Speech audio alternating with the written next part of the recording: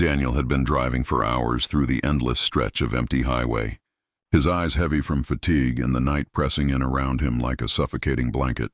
When he finally saw the flicker of a neon sign ahead, its buzzing red glow barely illuminating the silhouette of an old inn that looked like it had been standing there for decades, forgotten by time, half swallowed by weeds and shadows. He pulled into the cracked parking lot, gravel crunching under his tires, and for a moment he considered just sleeping in the car, but the creeping chill of the night convinced him otherwise. Inside the inn, the reception area smelled of dust and mildew, the air stale, the wallpaper yellowed and peeling. Behind the counter sat an elderly woman with hollow eyes that seemed to watch him with a strange intensity. She didn't greet him, didn't smile, just slid the guest book toward him with a crooked hand and said in a raspy voice, "One night?" Daniel nodded, scribbling his name quickly, eager to get to bed. As she handed him the old brass key to room 12, she hesitated, her gaze shifting toward the darkened corridor behind him. And in a tone that felt rehearsed yet heavy with meaning, she said, "Don't open the last room at the end of the hall. It's locked for a reason." He forced a tired chuckle, thinking it was some attempt to spook guests, maybe a local legend to add character to the decrepit place. But when he looked at her face again, there was no hint of humor. Her expression was flat, almost mournful, like someone reciting a warning that had been ignored too many times. Daniel shrugged it off and made his way down the hallway, the floorboards groaning beneath his boots, the dim bulbs overhead flickering. He counted the doors until he reached room 12, unlocked it, and found a small but serviceable space.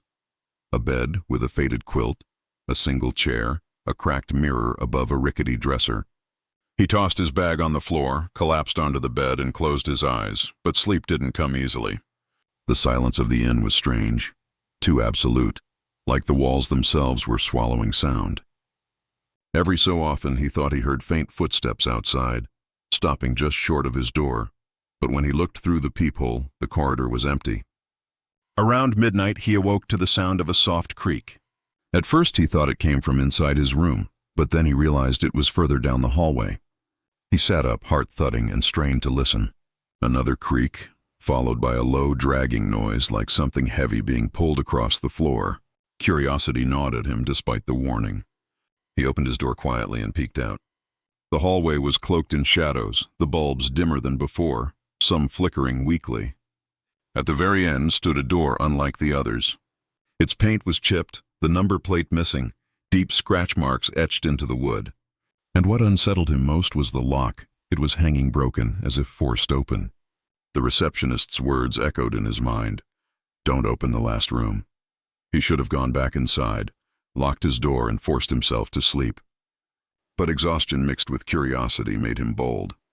He crept down the corridor, each step feeling heavier, the air colder. He reached the last door and, almost against his will, pressed his palm against it. The wood was ice cold. He hesitated, then pushed. The door groaned open slowly, revealing a room that sent a chill down his spine. It was identical to his own. Same bed, same chair, same cracked mirror, even the same suitcase by the bed. For a moment he thought he was hallucinating. He stepped inside, his breath fogging in the freezing air, and then he saw it. Sitting on the bed was a figure. It was him, pale, lifeless eyes, a sickly grin stretching across its face. It tilted its head in perfect synchronization with his movements as though mocking him. Daniel's heart stopped, his body frozen in place. The figure didn't speak, didn't move, just watched him with that grotesque smile. Then the door slammed shut behind him with a force that rattled the walls. He spun around, tried the handle, but it wouldn't budge. When he turned back, the figure was standing now, moving closer, its steps silent but deliberate. Daniel stumbled backward, crashing into the dresser, his reflection in the cracked mirror splitting into 100 fractured versions of himself. The figure reached out, its hand cold and skeletal, brushing against his arm. In that instant, Daniel felt a surge of something indescribable, like his very essence being tugged away. He screamed, though no sound came out. His vision blurred, darkness swallowing him whole. When he opened his eyes again, he was sitting on the bed. Not the bed in room 12, but the bed in this last room. He looked down and saw his hands pale, his veins darkened, his fingernails blackened at the edges. Across the room, the door creaked open, and in stepped another traveler, a young man with a tired face dragging a suitcase. The cycle had begun again. Outside, the receptionist at the desk smiled faintly as she heard the faint slam of a door down the hall. And when the guest book fluttered open on its own, another name etched itself into the page, Daniel's handwriting vanishing as though it had never existed. The young traveler looked around the dimly lit space, his brow furrowed with confusion. And for a brief moment Daniel wanted to scream out to warn him, to tell him to leave before it was too late. But no words left his throat, only a faint whisper that dissolved into the air like smoke. The boy placed his bag near the dresser and rubbed his eyes as though too weary to notice the strange heaviness of the room. Daniel rose slowly, feeling his movements stiff and unnatural, like a puppet tugged by invisible strings, and when the boy turned his head suddenly their eyes met. The boy flinched, stepping back toward the door, but just as Daniel had once done, he found it slammed shut with a force that shook the frame. He rattled the handle, cursed under his breath, then turned back toward Daniel, who now stood in the same place the figure had stood before him, pale and smiling. A deep dread filled Daniel's chest because he realized he wasn't resisting, wasn't fighting the cycle. He was part of it now. Something in the walls, something in the very air of this place demanded it. The boy shouted, his voice echoing strangely as if the walls were swallowing the sound. And Daniel's body moved without his will, stepping closer, his grin widening, though inside his mind he was screaming for it to stop. The boy's eyes widened with terror as Daniel reached out, hand trembling. Yet when their skin touched, Daniel felt that same rush, that pull. But this time it was reversed, something feeding him, filling him with warmth, vitality, life stolen from the terrified boy. The boy crumpled to the ground, gasping, his skin paling as veins darkened like ink spreading under paper. Daniel staggered back, horrified, yet an intoxicating sense of strength surged through him, his limbs lighter, his senses sharper. The boy crawled backward, his voice faint. "Please, don't." But Daniel's hand lifted again, compelled by an unseen force, and the last of the boy's cries withered into silence. Daniel blinked, and suddenly he was alone again. The room eerily calm, the bed neatly made, the suitcase gone as though it had never existed. In the mirror above the dresser, he caught sight of himself. Not the Daniel who had arrived exhausted at a roadside inn, but something else, his features sharper, his eyes sunken yet glowing faintly, his mouth still frozen in that unnatural smile. He smashed the mirror in rage, shards scattering across the floor. But even in the broken pieces, his face continued to grin. From outside came the sound of footsteps, faint but deliberate, and Daniel pressed his ear to the door. He heard the receptionist's voice, low and measured, speaking to someone new, welcoming them, warning them, repeating the same words. "Don't open the last room at the end of the corridor. It's locked for a reason." Her tone was the same as it had been with him, weary yet resigned, a ritual she had spoken countless times. Daniel's heart pounded as realization dawned on him. The receptionist knew. She had always known. The inn was a trap, a cycle, and she was its keeper. He pounded on the door, shouting at her, but again no sound came, only the hollow rasp of his breath against the wood. Hours seemed to pass in silence, the only company his reflection in the shards of glass. The air grew colder, denser, pressing against his skin like damp cloth, and though his body never seemed to tire, his mind raced endlessly, tormented by the thought of being trapped here forever. But then, faintly, he heard something new, a voice, soft and childlike, humming a tune. It drifted through the room from nowhere, an eerie melody that made the hairs on his neck stand on end. Daniel turned slowly, scanning the corners, and in the farthest shadow he saw her. A little girl, no older than 8, standing barefoot, her white dress tattered, her eyes hollow pits of darkness. She smiled at him, not with cruelty, but with sorrow. "You're new," she whispered, her voice echoing unnaturally, as if spoken from a distance. Daniel stumbled back, his mind reeling. "What is this place?" he tried to say, but again no words formed, only thoughts that somehow she seemed to hear. "It's the last room," she answered simply. "It takes and it keeps. You're part of it now, like me." She stepped closer, her tiny feet leaving no sound on the floorboards. Daniel felt a shiver of despair. "How long?" he thought desperately, and her head tilted, the empty sockets of her eyes unblinking. "Forever, until someone else comes. Until the room chooses." Her form flickered like static, sometimes clear, sometimes dissolving into wisps of smoke. I was here before you, and there were others before me. It doesn't end. Daniel tried to reach out to her, desperate for some anchor, but his hand passed through her form like mist. She giggled softly, but it was not the laugh of a child. It was hollow, broken, like a memory of laughter. You'll learn to stop fighting. The room wants you to feed it. If you don't, it will feed on you. Her figure began to fade, her voice growing faint. You'll see. Then she was gone, leaving only silence and the crushing weight of inevitability. Daniel sank to the floor, clutching his head, his mind unraveling under the weight of what he had become. He thought of the road he had traveled, the life he had left behind, the simple exhaustion that had led him to stop at this cursed place. He thought of the receptionist's hollow eyes, her voice tired from repeating the same warning, and he wondered if she too was trapped in her own way, doomed to serve the cycle. Time lost meaning. Daniel couldn't tell if hours or days passed, only that eventually he heard footsteps again, heavier this time, deliberate. The door creaked, the knob turned, and light spilled in as another traveler stepped inside. Daniel felt his lips curl into that same sickening grin, his body moving against his will, the cycle beginning anew. Deep inside his mind he screamed, but the room swallowed his cries. The man who entered this time was older, maybe in his 40s, with a rugged face and clothes that smelled faintly of gasoline and sweat. The look of someone who had been driving long distances just like Daniel once had. He muttered to himself as he dragged his bag inside, cursing under his breath about the state of the inn, and Daniel felt that same dreadful compulsion seize his body, forcing him to stand in the shadows by the bed with that grin carved into his face. The man froze when he noticed him, his eyes narrowing with suspicion rather than fear. And for a fleeting moment Daniel thought maybe this one would fight. Maybe this one would see through the trick and break the cycle. "Who the hell are you?" the man demanded, stepping back toward the door, his hand instinctively reaching for something in his jacket pocket.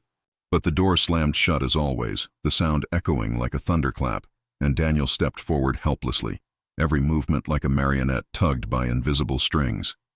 The man pulled out a small pocket knife, brandishing it shakily, his bravado barely covering his growing fear. "Stay the hell away from me!" he barked, his voice louder than the others had dared, but even the sound seemed to die in the air, absorbed by the oppressive walls. Daniel tried to resist, tried to hold his steps back, but his body obeyed the room, inching closer, hand outstretched. The man slashed wildly, the blade glinting in the dim light, and for a second Daniel felt pain, sharp and searing, across his arm. He looked down and saw the cut, but no blood flowed, only a dark shadow seeping like smoke from the wound. The man's face drained of color as he dropped the knife, stumbling back against the dresser. Daniel's grin widened involuntarily, his hollow eyes locked onto his prey, and as his hand touched the man's chest, the same process began. The man screamed, clutching at Daniel's arm, but the energy poured into Daniel in a rush of heat, his victim's face contorting in agony as veins blackened and skin turned ashen. The knife clattered to the floor uselessly, the man collapsing moments later, lifeless eyes staring upward. Daniel gasped, stumbling back, horrified not just at what he had done, but at the rush of exhilaration coursing through him, stronger this time than before, like the room itself was rewarding him. His body shook, his mind cracking at the edges, but he couldn't deny the surge of vitality that made his senses sharp, his limbs steady. In the broken shards of mirror scattered across the dresser he saw his reflection again, sharper now, almost monstrous, with dark hollows under his eyes and a grin that stretched too wide to be human. He smashed the glass further, but the pieces only multiplied, countless versions of his grotesque self staring back. Then from the corner of the room he heard the child's voice again, soft and lilting. "See? You learn. You see how it feeds you." Daniel spun around, and there she was again, the little girl with hollow sockets for eyes, her tattered white dress drifting as though in a breeze that didn't exist. "I didn't want to," Daniel thought desperately, but she only tilted her head, her empty gaze piercing. "None of us want to, but the room wants. The room takes. If you don't give, it takes from you. You felt it, didn't you? When you touched him, the way it filled you." Daniel shook his head violently, fists clenched, but the girl only smiled sadly. "It's better than being drained. That's what happened to me. I was too small, too weak. I couldn't take from them, so it took from me, until there was nothing left but this." She lifted her arms, her form flickering translucent, a ghost of a child trapped in the cycle. Daniel's heart twisted, pity and terror warring inside him. There has to be a way out, he thought, desperate, and the girl giggled, a sound hollow and broken. They all say that. They all try, but the room has no door that leads away. It only leads in. Her form dissolved into mist again, leaving Daniel trembling in the silence. He sank onto the bed, burying his face in his hands, though even in the darkness behind his eyelids he saw the pale faces of the ones he had drained. Time stretched into nothingness again, the silence broken only by faint creaks of the floorboards and the ever-present hum of something unseen, like the building itself was alive and breathing. Hours or maybe days later, Daniel heard the distant murmur of voices, the receptionist speaking to another guest. He pressed his ear to the door, straining, and though the words were muffled, he recognized the same rehearsed warning, the same inevitable invitation to doom. Rage welled up inside him. If the receptionist knew, if she was complicit, maybe she was the key. Maybe she was the anchor that tied this cycle together. He paced the room, his mind clawing for a plan, but when the new footsteps echoed down the hall, he felt his body lock again, compelled to stand in position, waiting. The door opened slowly, and this time a woman entered, young, maybe in her 20s, with dark hair tied back and weary eyes that scanned the room. She stopped dead when she saw Daniel, her face paling, but instead of screaming, she whispered, "Oh God." Not again. Daniel froze. Her words, her tone, it was not surprise but recognition. She looked at him as though she had seen his face before, as though she knew the cycle intimately. "You're new," she said softly, her voice trembling. "But you'll understand soon." Daniel's thoughts swirled, confusion overwhelming him, but his body still moved forward, compelled by the force of the room. The woman didn't back away. She simply closed her eyes, tears sliding down her cheeks, and whispered, "Do it. Get it over with." Daniel reached out helplessly, his hand trembling as it touched her, and the rush of energy surged through him again, her life draining into his own. But unlike the others, she did not fight, did not scream, only stood still as though welcoming it. When she crumpled to the floor, her lips still curved into a sad smile, Daniel staggered back, horrified. He knelt beside her, shaking her shoulder, desperate to wake her, but her body was already cold, her skin pale as marble. He felt sick, his stomach churning with the weight of what he had done, but the room was silent, satisfied, as though it had been fed well. Then he heard the child's voice again, faint and mocking. "See? Some don't fight. Some just give. They know it's useless." Daniel pressed his fists to his temples, screaming silently into the void of his own mind. He couldn't take this, couldn't endure the endless cycle of feeding and draining, the grotesque existence of being the room's puppet. Something had to break. He looked around wildly, searching for any weakness in the room, any crack in the pattern. His eyes fell on the knife the man had dropped earlier, still lying near the dresser. He lunged for it, gripping the handle tightly, and raised it to his arm. If he could end himself, maybe the cycle would end with him. But as he pressed the blade to his skin, it simply slid across without resistance, leaving only that dark, shadowy smoke where blood should have been. The room would not let him die. He dropped the knife, shaking, and collapsed to the floor, sobbing silently. In the distance he heard the inn-door creak, the receptionist greeting yet another guest, her hollow voice carrying the weight of eternity. Daniel sat on the cold floor of the room, the knife lying useless beside him, his hollow reflection staring back from a shard of broken glass, and for a long time he didn't move, didn't think, only let the crushing weight of despair suffocate what was left of his humanity. He had thought of escape, he had thought of death, but the room had answered both with silence and refusal, mocking his attempts with its unyielding hunger. When the footsteps of the next victim echoed down the corridor, he felt the familiar tightening in his chest, the invisible strings binding his limbs, forcing him to rise and stand waiting with that grin plastered across his face. The door opened and a tall man entered, his suit rumpled, his tie loosened, the air of someone who had once cared about appearance but had long since abandoned it. He muttered about the receptionist's strange warning, tossing his coat over the chair before finally noticing Daniel. His eyes widened in shock, and he took a step back, but before he could speak, the door slammed as it always did, sealing them inside. Daniel tried to fight it, tried to hold his ground, but his body moved forward relentlessly, his hand reaching out. The man shouted, "Stay back!" and grabbed the chair, hurling it toward Daniel, but it passed through him like smoke, clattering uselessly against the wall. Daniel's grin widened involuntarily, his eyes burning with unnatural hunger, and as his hand touched the man's chest, the draining began again. The man's screams filled the room, muffled and distorted, his body withering as Daniel absorbed the life forced upon him. When it was done, Daniel collapsed to his knees, shaking.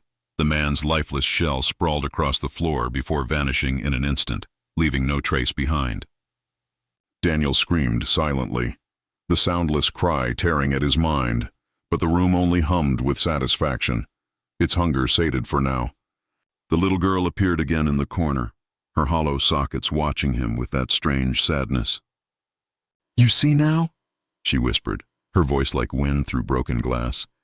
"You'll keep feeding until there's nothing left of you, until you're just another shadow in the walls." Daniel turned to her, his thoughts a desperate plea. "Why me? Why anyone? What is this place?" The girl tilted her head, her smile brittle. "It's the last room. It doesn't need a reason. It just is. It always was." Her figure flickered, her form glitching like a broken image. And for a moment Daniel thought he saw others behind her, vague silhouettes of men and women, all staring with hollow eyes, all trapped echoes of past victims. He recoiled, pressing himself against the wall, shaking his head furiously. "No," he thought, "I won't accept this. There has to be a way out. There has to be." The girl's laugh was hollow, carrying no joy. "They all say that, and they all fail." She faded once more, leaving Daniel alone with his thoughts. Time stretched and folded again, impossible to measure, until Daniel noticed something different. A sound outside the door, 2 sets of footsteps, not one. The receptionist's voice murmured, low and careful, but this time she wasn't speaking to a guest. She was speaking to someone else, someone whose voice Daniel couldn't make out clearly, but whose presence made the air in the room shift, heavier, darker. The doorknob rattled just slightly as though tested. Daniel froze, every nerve in his body on fire, but the door didn't open. Instead, the footsteps retreated, the receptionist's voice fading into silence. For the first time since he had been trapped, Daniel felt something new. Not hunger, not despair, but curiosity. Someone else had come to the inn, someone who wasn't prey. Someone who might know the truth. The thought festered in his mind, growing like a spark into flame. If there was someone who could open the door, maybe there was a chance. Maybe there was a way to break free. He paced the room, restless, his mind clawing for strategies. When the next guest arrived, he did what the room forced him to do, draining them, absorbing their life. But this time he paid attention. He watched the door closely, noting how it sealed shut, how the light in the corridor flickered when the cycle began, how the sound of the victim's screams never carried beyond the walls. The room was a cage, yes, but cages had locks, and locks could be broken. He held on to that thought, nurtured it like a fragile flame in the darkness. Days passed, or what felt like days, and again he heard those heavier footsteps, the second voice returning. This time it was clearer, a man's voice deep and commanding, speaking to the receptionist in a language Daniel didn't recognize. The cadence was strange, almost ritualistic, and when Daniel pressed his ear to the door, he felt the words vibrate through him, stirring something in the pit of his being. He realized with a start that the room itself reacted to the voice, the walls trembling faintly, the air thickening as if resisting. Whoever that man was, he had power here. The thought filled Daniel with both hope and dread. The footsteps stopped outside his door again, and this time Daniel pressed his entire weight against it, willing it to open. The knob turned slowly, agonizingly, before stopping. Silence. Then the man's voice spoke a single word, sharp and guttural, and Daniel felt it echo inside his skull, searing into his mind. He collapsed to the floor, clutching his head, as the voice faded away and the footsteps retreated. The room hummed angrily, the air vibrating with something like fury, and Daniel realized the truth. The room was alive. It was aware, and it didn't like interference. Daniel crawled back onto the bed, his body trembling, and stared at the door with hollow eyes. The cycle would continue. The room would feed, but now he knew something. Someone out there could challenge it. Someone out there might free him, or damn him further. He clenched his fists, his mind hardening with resolve. If the room wanted him to be its puppet, he would play the part for now. But he would wait. He would watch, and when the man with the strange voice returned, he would find a way to act. The silence of the mansion seemed heavier as Ethan moved further down the hallway, his footsteps barely audible against the old wooden floorboards, yet somehow amplified in his own mind, as if each step was echoing through the bones of the house. Itself he thought of leaving, turning back and abandoning the entire investigation, but something deep inside pressed him forward. Perhaps curiosity, perhaps the same instinct that draws people to stare at a cliff edge despite knowing the danger. Or perhaps it was the unseen hand of the mansion itself, urging him into its heart. He found a door at the end of the hall carved with intricate swirling patterns that seemed to move when his eyes lingered too long. He reached out and touched the cold handle, a chill running up his arm as though he had dipped his hand into ice water. He pushed the door open and stepped inside the room. Beyond was different from the others. It was not coated in dust or left to rot. Instead, it appeared immaculate, almost alive. The air carried the faint scent of flowers, though none were present. The walls glistened faintly with a sheen like dew in moonlight, and in the center stood a chair facing away from him. Slowly, cautiously, Ethan approached each step, making the air grow heavier, his chest tightening until it felt as though he were walking underwater. When he finally reached the chair, he placed a trembling hand on its back and gently turned it around. What he saw made his blood run cold. A figure sat slumped in the chair. A woman, her hair long and black, covering her face. Her hands bound to the arms of the chair with thin ropes that cut into the skin. Yet no blood flowed. Her body was stiff like a puppet at rest. Ethan's instinct screamed to run, but he couldn't. His feet were rooted, his eyes locked on the figure.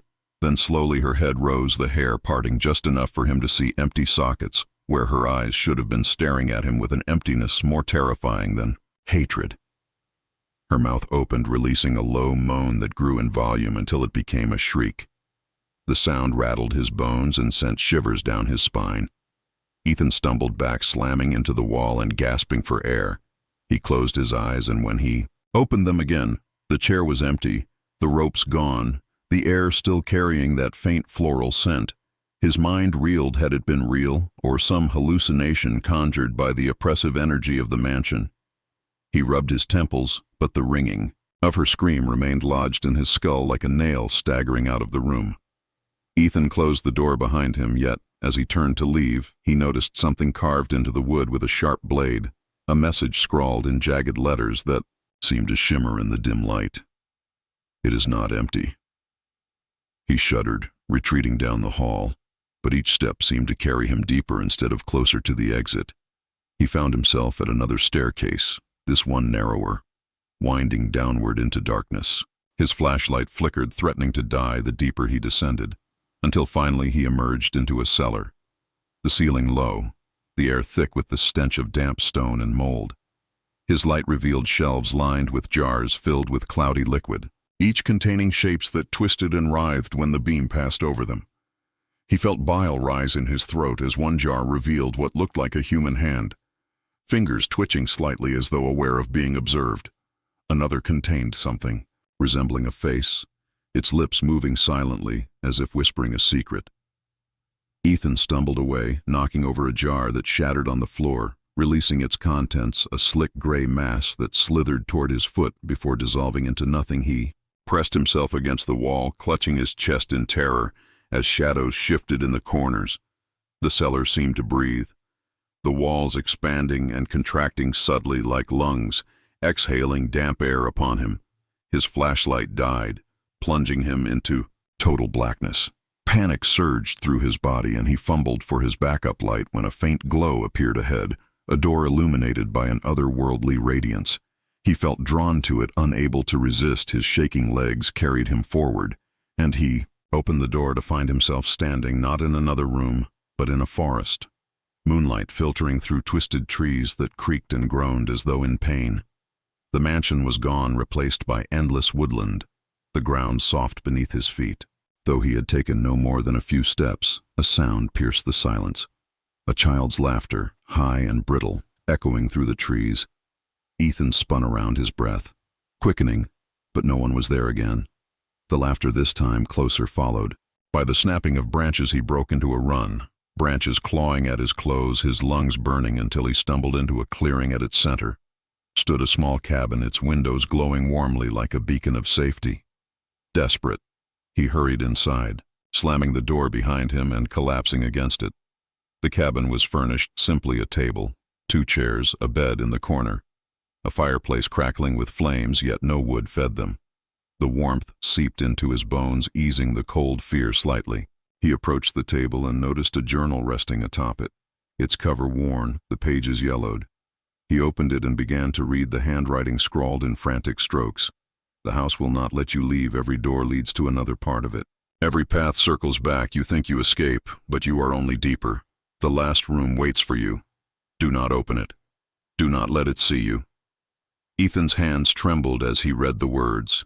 The ink smeared as if written with blood or something darker. He turned the page, but the rest was blank.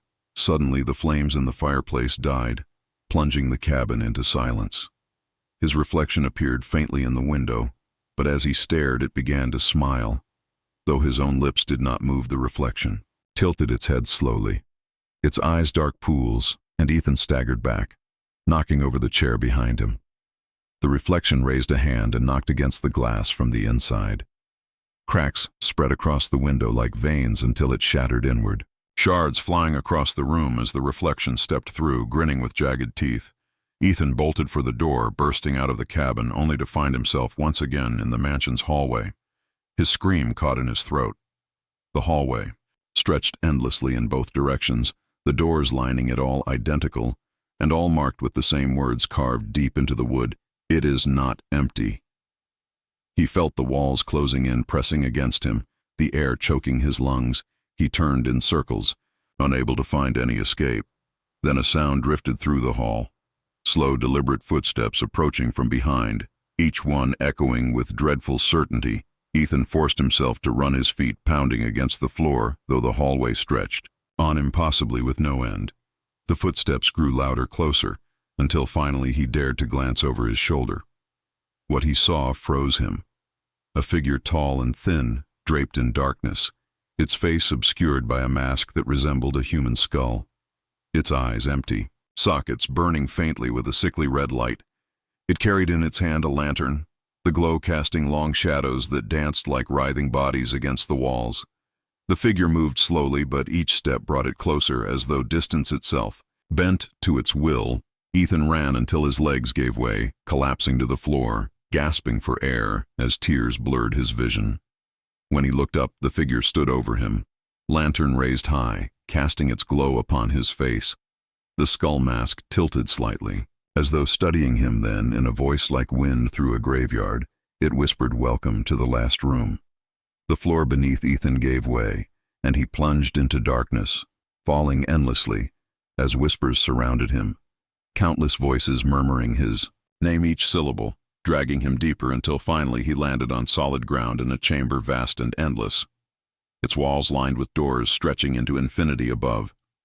No ceiling was visible, only a black void that pulsed like a living thing. Ethan staggered to his feet, his body aching as he turned in circles, overwhelmed by the sheer size of the place. Every door identical, every one humming faintly as if alive. The whispers grew louder, pressing against his mind until he clutched his head and screamed. But the sound was swallowed instantly by the void ahead. One door glowed faintly, different from the rest. Drawing his gaze, he felt the same pull as before, irresistible, dragging him toward it. His hands reached out, though his mind screamed. To resist? He touched the handle, cold as ice, and the door creaked open, revealing not another room but a mirror reflecting him perfectly. Yet as he stared, his reflection did not move. Instead, it leaned forward and whispered in his own voice, "You were always meant to be here." Ethan's breath caught in his throat as the reflection pressed its palm against the glass surface of the mirror, and though Ethan had not moved, his own hand rose, mirroring the gesture, as if something beyond his control compelled him to touch it. His skin met the cold surface, and the glass rippled like water, swallowing his arm before he could pull back. He was yanked forward, his body consumed by the reflection, dragging him through into another space. He tumbled forward, landing on a floor of smooth stone, and when he looked around, He realized he was no longer in the hallway, no longer even in a mansion, but in a vast cathedral-like chamber, its ceiling lost in darkness, the walls lined with statues that seemed to watch him, their stone, eyes glinting faintly in the dim light. Each statue depicted a faceless figure draped in robes, their hands clasped as if in prayer. The silence pressed against his ears louder than any scream as he staggered to his feet, trying to steady his pounding. Hard in the center of the chamber stood an altar, black stone polished to a mirror sheen, and upon it lay a book bound in what looked like human skin, stitched crudely together with thick black thread. Ethan felt bile rise in his throat, but curiosity dragged him closer. He reached out his hand, trembling as his fingers brushed the cover, and the book opened on its own, the pages flipping rapidly until they settled on one inscribed with words that burned themselves into his vision. The last room is not a place, it is a promise. It is where all who enter are bound. It is hunger. It is memory. It is forever. You do not find it. It finds you. The letters writhed like insects, crawling across the page until they formed new words. You are already inside. Ethan stumbled back, shaking his head. No. This wasn't real. He had to wake up, had to escape. But every corner of the cathedral only revealed more shadow, more watching statues whose heads now seemed to tilt slightly as though aware of his presence. His flashlight sputtered back to life, flickering across the stone floor, and he froze. The shadows of the statues stretched unnaturally long, twisting and bending, not in sync with the light, but as if moving of their own accord. They crawled across, the walls like living things converging toward him. Panic surged through him, and he bolted across the chamber, his footsteps echoing in the cavernous space. He found a door at the far end, heavy iron bound with chains. But as he reached for it, the chains fell away as though undone by unseen hands. The door creaked open, revealing another hallway. But this one was different. It was narrower, the walls damp and pulsing faintly like veins.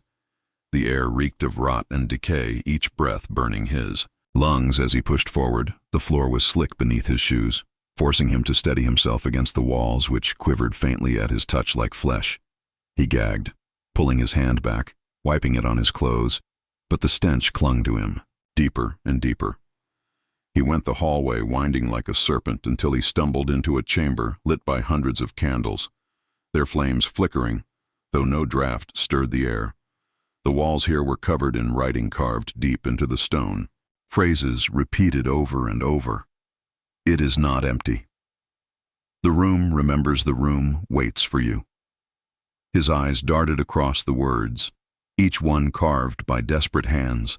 The stone darkened with old blood. In the center of the chamber stood a circle of chairs, all facing inward, each chair occupied by a figure slumped unmoving, their faces obscured by burlap sacks, stained dark at the base where the fabric met their necks.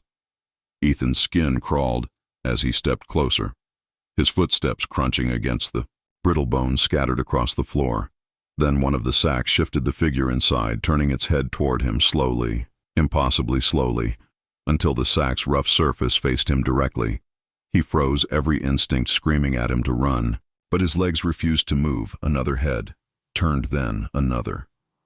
Soon all the figures shifted their attention to him, the sacks bulging as if something writhed beneath them. Then all at once the sacks split open from within, torn by jagged teeth, revealing mouths where no faces should be, rows of fangs gnashing hungrily.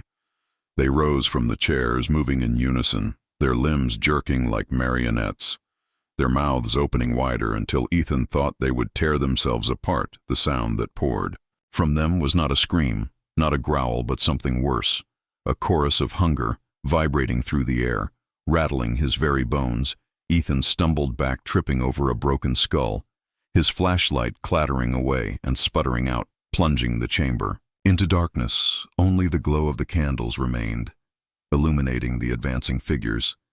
He scrambled to his feet, heart hammering, slamming his shoulder against a door that hadn't been there moments before it burst open, and he threw himself through, slamming it shut behind him. chest heaving, his back pressed against the cold surface. He slid to the floor, tears stinging his eyes. He couldn't keep doing this. He couldn't keep running from one nightmare to the next. But as he forced his breath, steady, he looked up and his heart nearly stopped. He was in his childhood bedroom. The faded posters on the walls, the familiar smell of old wood and dust. The small bed with the worn blanket he remembered so vividly. His knees nearly gave out. This couldn't be possible. He hadn't been here in decades yet. Everything was exactly as he left it, trembling. He approached the nightstand, running his fingers over the scratches he had carved as a boy. His eyes stung with memories both warm and bitter. Then he noticed the photo frame sitting on the desk. He picked it up, his breath catching. It was a picture of him and his parents smiling on a summer afternoon. Yet as he stared, their faces began to blur, melting into indistinct smears, until only his remained clear. His reflection in the glass began to smile, though his own lips did not move. The glass cracked a thin line running across the surface, and then a voice whispered behind him, soft and familiar. "Ethan." He spun around, his breath hitching. Standing in the doorway was his mother, but not as he remembered her.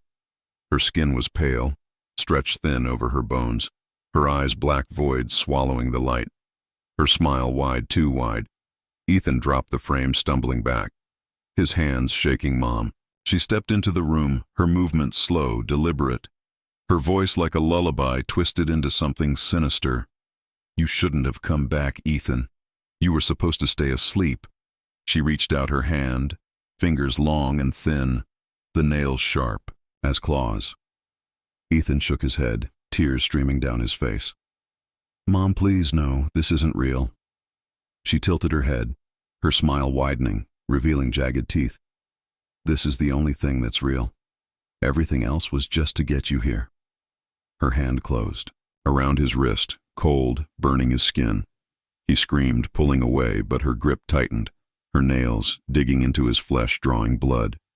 The walls of the room began to melt, the posters dripping like wet paint, the bed collapsing into black sludge, the floor cracking open to reveal nothing but darkness beneath. His mother's voice rose louder and louder, drowning out his screams, until finally he wrenched free, stumbling toward the window.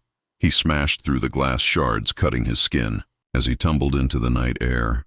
But instead of falling, he landed on another floor, another hallway, endless doors stretching into eternity. He collapsed to his knees, sobbing, clutching his bleeding arm. The mansion wasn't a place.